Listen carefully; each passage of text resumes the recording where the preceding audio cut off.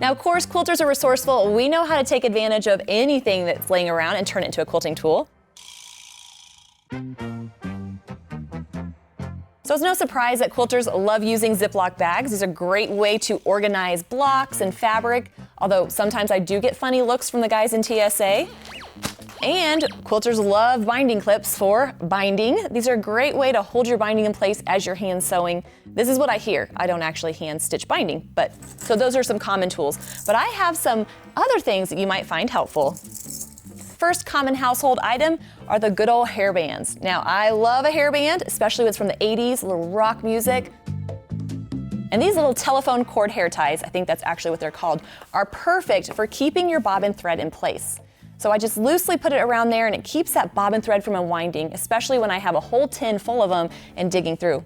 Plus, if I ever need to pull my hair back, I have a handy hair tie right there.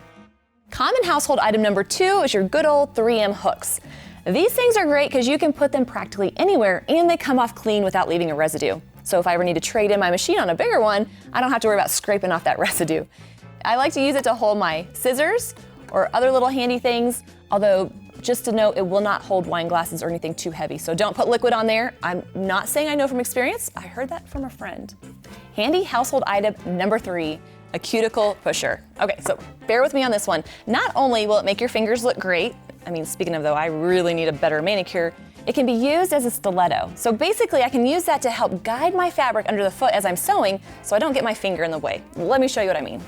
As I'm piecing, I can use it to hold the fabric and guide it right into the needle. And that's gonna help keep it in place and get to a spot where I can't reach my finger into. Plus, keeps it safe and well away from that needle. I always have several of those on hand.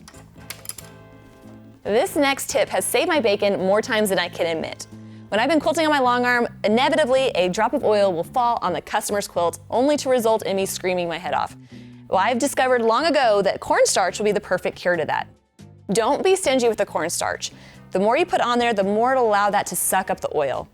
Once it's set on there for a couple hours, shake off the excess and then use a brush, a makeup brush or a soft bristled brush, to lightly sweep away any of the cornstarch, and then repeat if necessary.